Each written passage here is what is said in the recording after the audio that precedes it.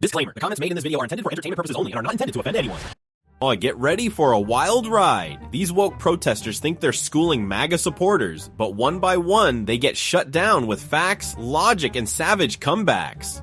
First up, a woman screams, "You protect pedophiles," and the MAGA guy fires back instantly. Protecting pedophiles? You don't get it? We're not Democrat. It's always amazing how people shout drive-by accusations out their car window like it's fast food ordering. She yells, "You protect pedophiles," and then gets blindsided by the comeback of the year. Maybe next time she should check her political dictionary before throwing words around. And then, a woman celebrates Charlie Kirk's death and blames white men for global homelessness. Charlie Kirk. Like, I'm glad the guy's dead, actually. So, You're glad he's dead? yeah, I'm glad. White men are literally the single greatest threat to humans being fed, housed, clothed, having their basic needs. White men are the greatest threat to that. That's what I know. Everything else, you want me to give you all these statistics and things? Like, I'm not a data analyst. I only know the experiences What of do the you people think we should I do censor about on. white men? That's a question for you. Can you do something about your people? Well, I don't see any problems. Because you're a white man! That's Well, why you're also unable to name me an example, right? The example is you having the privilege to even be out here while there are people sleeping literally next to you, homeless on the ground. Well, don't you have that same privilege? No, it's not about the privilege that you're talking about. A privilege as a white man to be able to move about the world and ask people to give you examples about blackness. And I'm saying the example is that you out here recording and these people are out here sleeping. And none of them look like you. Well, there are homeless people who are white. Ah yes, the classic blame every white man logic. Because apparently global hunger and housing crises hinge on one guy's skin color. Sometimes outrage just needs a fact check, or at least a nap. Moving on, a protester says rapists crossing the border is fine, until Lacken Riley's name turns her Wi-Fi off. Actually, if we could process the backlog of rape kits, then we might actually get some of them convicted. Okay. All right. Until then, we should just probably let them come across. Honestly, I'd be fine with that. You're fine with rapists coming over that are illegal immigrants. You're okay with that? Well, if I knew any rapists who are illegal immigrants, that would be fine. But unfortunately, one of our local church pastors is. So. Okay. All right. I'm not okay with even one rapist who is an illegal immigrant. If even one rapist or murderer could be stopped coming across the border illegally by that border wall, sorry, butterflies, but your time is over, and we're gonna stop from being raped. But if you're okay with that. Honestly, I would personally prefer that women and children stop being abused by the church and their family members. Yeah, and illegal immigrants. Sure. Okay. If we could actually prove that that's what they were doing. Yeah, we can. Oh, okay. Yeah. Do you know who Laken Riley was? That's one case. Okay. There's thousands like that. Yeah. That could have been prevented had they not been allowed to come across the border, caught, and then released back into our country. The Biden administration has a lot of blood on their hands for what they did with the biggest immigration border crisis in American history. Some people specialize in mental gymnastics so impressive they can twist centuries of abuse into a defense for illegal immigration. The MAGA woman just brought receipts, and suddenly, the logic vault collapsed. Up next, Nancy Mace explains basic law to a guy who thinks Twitter threads count as legal training. Donald Trump has been found liable for rape by a jury. Donald Trump has been found liable for defaming the victim of that rape by a jury. It's been affirmed by a judge. It was not a criminal court case, number one. Number two, I live with shame. And you're asking me a question about my political choices, trying to shame me as a rape victim, and I find it disgusting. And quite frankly, E. Jean Carroll's comments when she did get the judgment, joking about what she was going to buy, it makes it harder for women to come forward when they make a mockery out of rape, when they joke about it. Doesn't it make it harder for women to come forward when they... It makes it harder when other women joke about it, and she's joked about it. I find it offensive. And I also find it offensive that you're trying to shame me with this question. I'm not trying to shame you. Are. Well, in fact, I have dealt with this for 30 years. You know how hard it was to tell my story 5 years ago when they were doing a fetal heartbeat bill and there were no exceptions for rape, incest, or rape or incest in there? I had to tell my story because no other woman was coming forward. No rape victims were represented.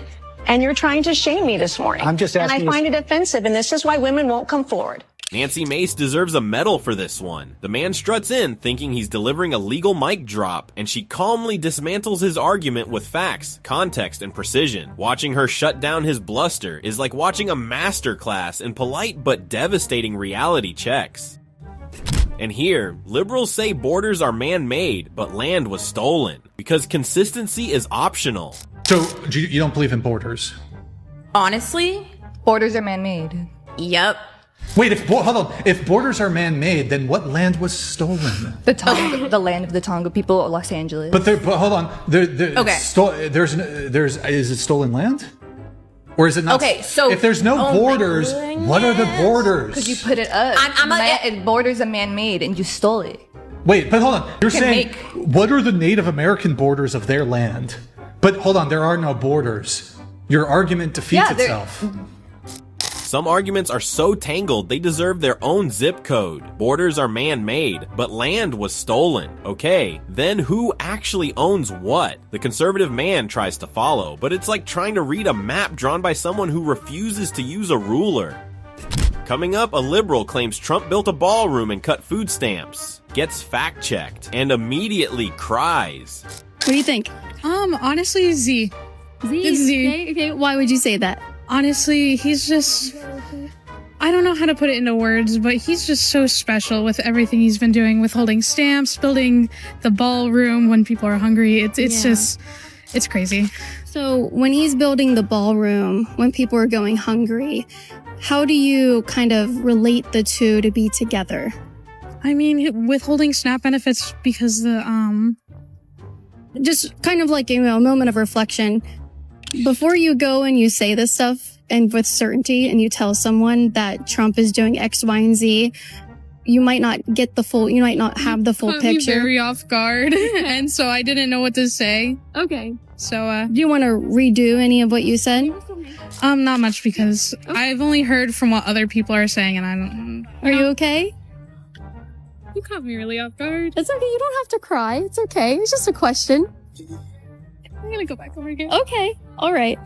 Well, I didn't mean to make her cry. It was just... Okay, I don't like cameras, and I didn't realize you were recording me. Oh, so this is so big, I don't know how you missed it. Here's a classic case of outrage without preparation. She comes in with a narrative, gets politely asked to explain her logic, and collapses emotionally. It's like watching someone try to play chess mid-blizzard. They forgot the rules, forgot the strategy, and forgot they even own a board. Now this one, someone asks why Trump pardoned rappers, and Damon Imani drops a history nuke.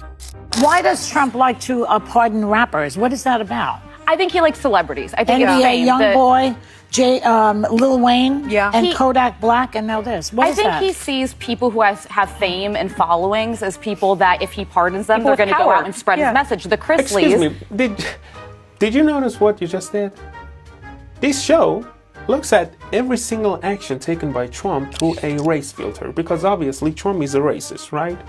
Yet weirdly, when you talk about the pardons, you didn't say black rappers. You just said rappers and celebrities with followings.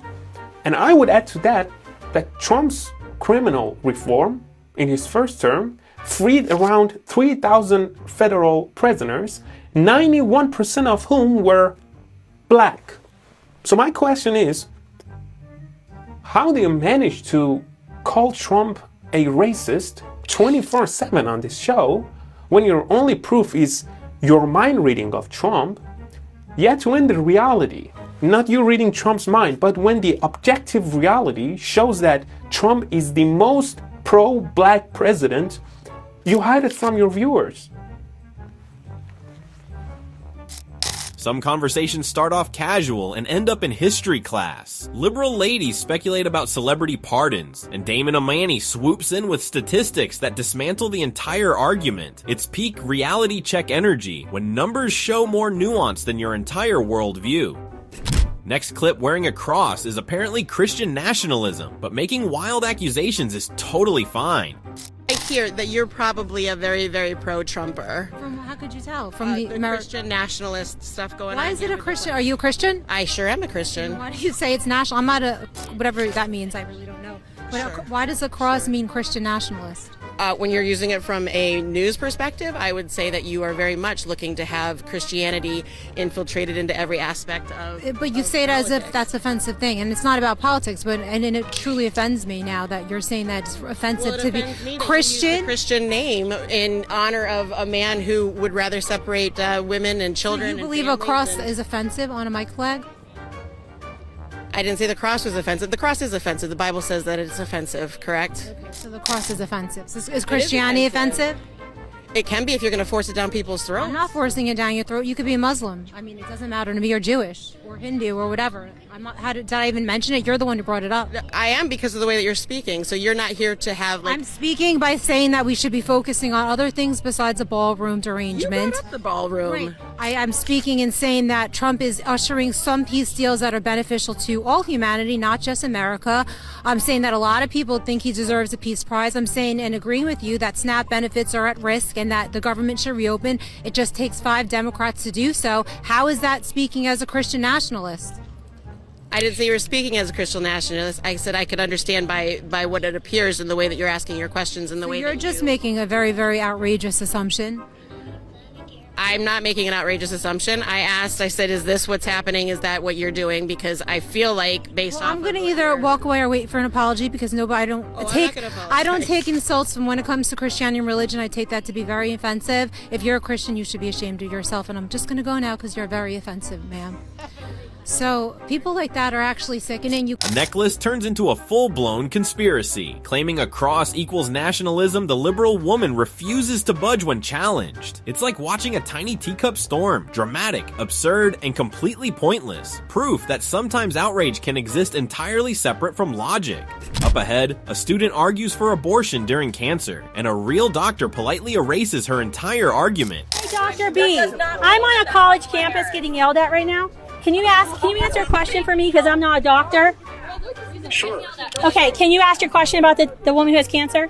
I am asking about if a mother is pregnant and she has cancer at 10 weeks? At like 9 to 10 weeks. What is the problem with the mother giving an abortion? Is it necessary to give a woman who has cancer, who's been diagnosed with cancer at 10 weeks, an abortion to save her life? No, not at all. What happens is that 50 to 60 years ago, we thought we had to abort babies to save the life of the mother. But across the board, from leukemias, even right now, breast cancer, you can actually treat the cancer, work with the mom and baby. But what if the mother doesn't want to keep the baby while she's having chemo? Now that's different. She can change her question. We have many chemotherapies now that do not hurt the baby at all. And we can safely... Even if it's like uterine cancer? So in uterine cancer, if there's a sarcoma, you actually do the surgery, treat the disease as we call it. You don't ever need to directly kill the baby to save the mother's life. I have heard other evidence. I have heard other stories.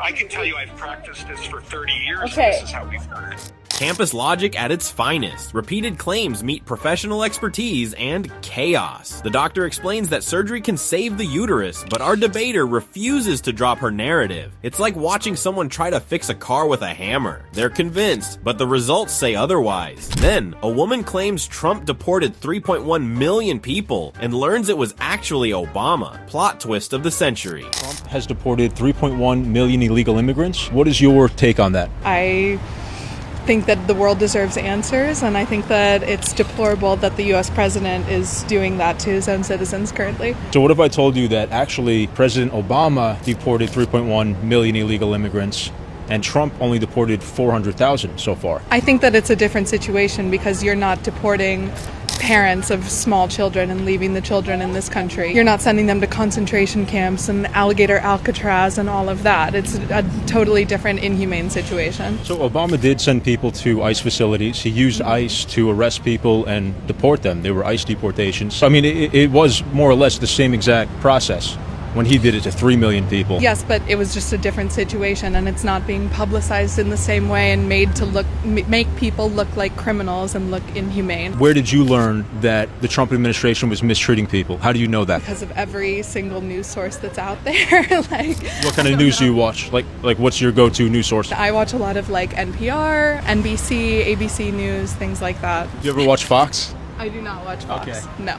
You got to tune in for both sides, I think. At least see what the other side's saying. Here's a masterclass in selective outrage. She condemns Trump for deportations, only to learn it was Obama who actually set the numbers. Her defense, different situation. Meanwhile, her news sources get a polite side-eye. It's amazing how facts can be politely ignored in favor of pre-cooked narratives. Coming next, a man insists illegal immigrants are the only fruit pickers, and the MAGA reporter explains Visas 101. Have anyone to pick fruit. Do you understand? Do you understand the jobs that they do? But that's not a valid argument, and I'm going to disagree with you, because we have the H-2A visa, which we can get people here for agriculture. It costs you allow me to finish. I allowed you to finish. Let me finish. We have the H-2A visa, which allows people to come here in this country on an agricultural visa. It costs the rancher or the farmer $100, and it costs the immigrant $10. So the argument that we need illegal immigrants to come in this country to pick our crops is absolute rubbish, because we can get those people to come here legally through the H-2A visa, which costs almost nothing. So the onus in that case is on the farmers, right? But here in that, you just moved the goalposts. I didn't. You did. You brought it up. I just made the counter argument. But you moved the premise.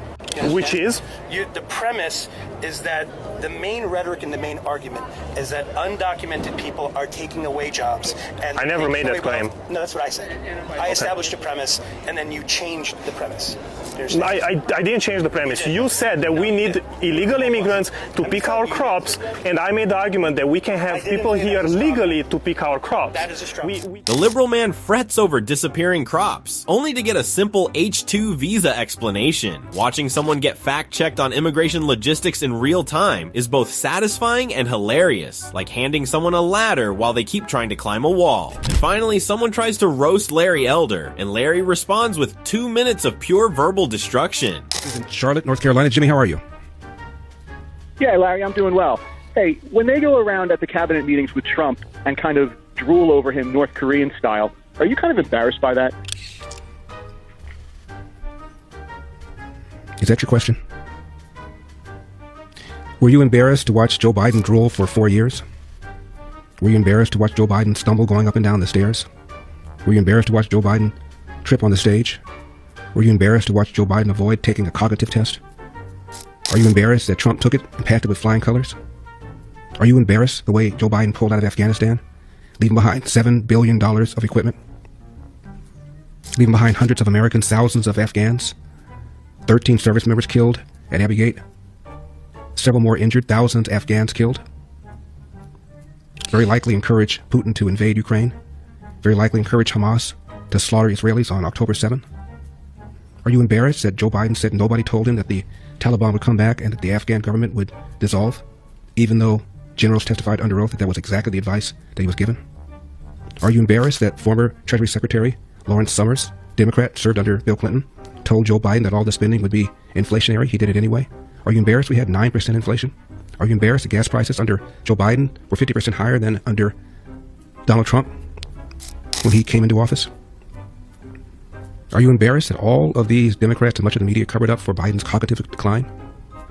Are you embarrassed that Mike Johnson, the speaker, said that he'd had a private conversation with Joe Biden finally after all the aides were dismissed? He said, Mr. President, please explain to me why you signed an executive order banning the export of LNG, liquefied natural gas. And Biden said, I didn't do that. He said, Mr. President, yes, you did. No, I didn't. He goes, oh, I know what I did. I signed an executive order to study this. He said, no, you didn't. Does that embarrass you? None of this stuff embarrasses you. Are you embarrassed that for 4 years we were told you needed comprehensive immigration reform in order to close the southern border? Are you embarrassed that Donald Trump succeeded in closing the border in 30 days without any new legislation? Are you embarrassed by any of this? Are you embarrassed by all the waste, the fraud, and the abuse that Trump and Doge are finding? Does any of this stuff embarrass you? I'm serious. The man tries to shame Larry over Trump admiration, but Larry turns the tables masterfully. With 2 minutes of rapid-fire questions about Biden's stumbles and missteps, he exposes the double standard. It's like seeing a high-stakes game where one side's strategy gets completely outplayed. And there you have it. Woke claims, epic meltdowns, and MAGA comebacks all in one. Reality is undefeated, and these clips are proof. Smash that like button, subscribe, and join us next time for more unfiltered, hilarious chaos.